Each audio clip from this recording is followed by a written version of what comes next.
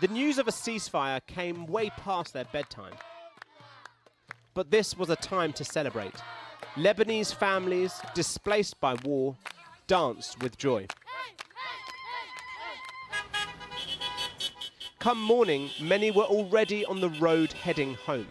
More than 1 million Lebanese people have been displaced and lived in terror for months. Guess which road is heading south?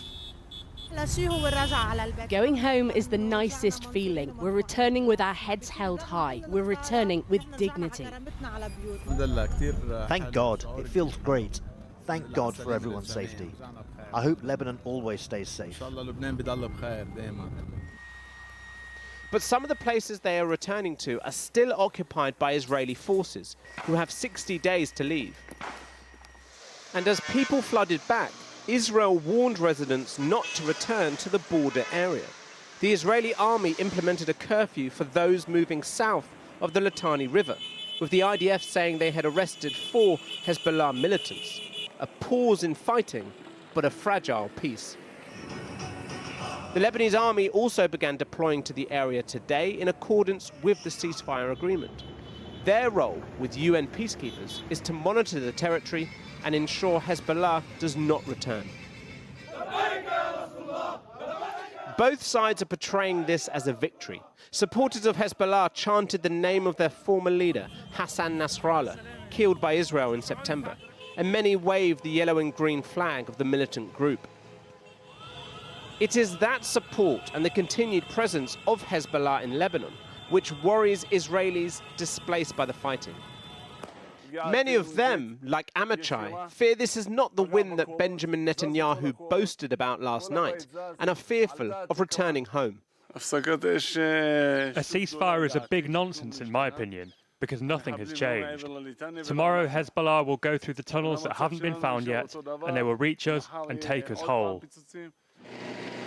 To attempt to ease their fear and limit their anger, the Israeli government has emphasized that if Hezbollah violates the new agreement, they will not hesitate in striking back inside Lebanese territory. So could we see history repeat itself? The last ceasefire occurred in 2006, following a month-long conflict during which 150 Israelis and 1,000 Lebanese were killed. The terms of that deal, UN Resolution 1701, are the basis of the present ceasefire. But back then, both sides accused the other of violating the agreement. Lebanon said Israeli jets continued to enter their airspace, while Israel said Hezbollah had rearmed and moved military infrastructure south of the Litani River. And so many today, both north and south of the border, wonder how long this present calm will last. In Lebanon, the rebuild begins. This is a nation that was already in economic freefall and beset with corruption, now ravaged by a conflict that has left cities pockmarked with rubble and the south leveled by Israeli airstrikes. From 2006 to 2024, every 10, 15 years there's a war. There are people who built homes and made investments in the south. This is the second time we suffer such damage. Lebanon's Prime Minister said, enough wars, tragedies and disasters. Many will echo that wish across this region, but fear that for far too long now, such devastation has become synonymous with this land. Well, joining me from Beirut is the Lebanese-Australian journalist Rania Abuzayed. Rania, thousands returning home. What are they telling you about the scale of devastation, what they're facing there? Yes, as you saw from that report, the Lebanese did not wait long at all to head back to their towns and villages, not only in the south, but also in Baalbek and in the Bekaa Valley. The ceasefire took effect at dawn, and very soon after that, there were traffic jams on all of the southbound routes as people headed home or to whatever remained of their homes. Certainly, the destruction is widespread. There was a report recently that said that up to 100,000 homes have been damaged or destroyed.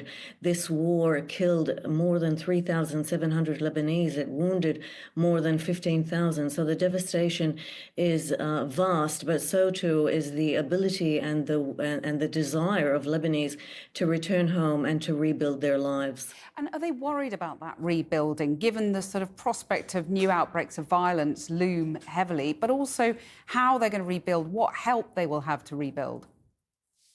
Well, that's the key question now. Hezbollah's leaders have said that they will help rebuild. They will help foot the bill for the rebuilding. But, this is not like 2006. Where's the money going to come from?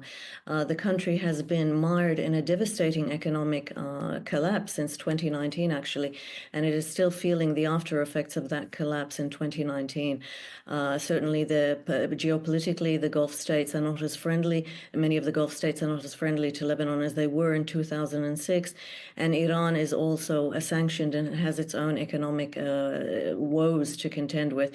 So that's the big question about where the money is going to come from. And over it all, this nervousness hangs about how long this ceasefire will hold. What are your reflections on that? Well, it's a very fragile truce, and the potential spoilers are many on both sides of the border. You heard in that report that Netanyahu says that he thinks that Israel reserves the right to strike Lebanese territory if it thinks that Hezbollah is rearming or that its fighters are moving south of the Litani River. Now, these are very difficult things to verify, given that Hezbollah's fighters are clandestine, and its arming, its rearming is also sort of not. It's not that you don't see Hezbollah fighters in these areas. Lebanon fears that Israel may try and exploit that and violate Lebanese sovereignty. So it's a very fragile truce at the moment. So the Lebanese are certainly taking it one day at a time. And is there a lot of nervousness that Hezbollah will breach its side of the deal? Well, so far, its officials are welcoming this pause, this cessation of hostilities. They view it as a victory. They have said that they have, absorbed and endured devastating blows that Israel has unleashed on the group, so devastating that the former Secretary General Said Hassan Nasrallah himself described these blows as unprecedented and painful before he himself was assassinated a month ago. But Hezbollah's officials are presenting this as a victory because Hezbollah was not destroyed. It remained steadfast. It prevented Israeli soldiers from occupying and creating a new occupation zone in the south. And it says that it will help rebuild after this devastation. Rania Abu Zaid, thank you very much for joining us. Thank you. Well, President Biden says his administration will immediately try to secure a truce in Gaza, declaring he will make a push with regional powers to agree a deal which includes the release of all the hostages and the removal of Hamas from power. But is there any likelihood of achieving that? Jonathan Rugman reports. It's been a year since a brief truce in Gaza. In the words of President Biden, its people have been through hell. With over 44,000 Palestinians reported killed, most of them women and children. So, in the winter of his presidency, a final push for a ceasefire to follow that agreed over Lebanon. And Mr. Biden blames the lack of one on Hamas. And so now Hamas has a choice to make. Their only way out is to release the hostages, including American citizens, which they hold. In the process, bring an end to the fighting, which would make possible a surge of humanitarian relief. But these Israelis protesting in Tel Aviv last night blame their own prime minister.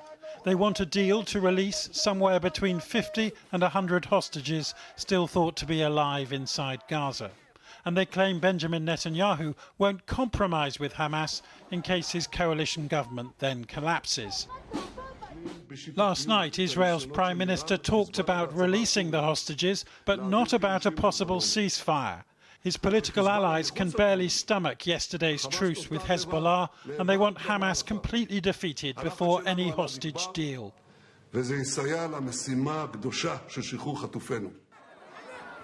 But despite Gaza's growing humanitarian crisis, this crowd is waiting for bread and the yearning of Palestinians for peace.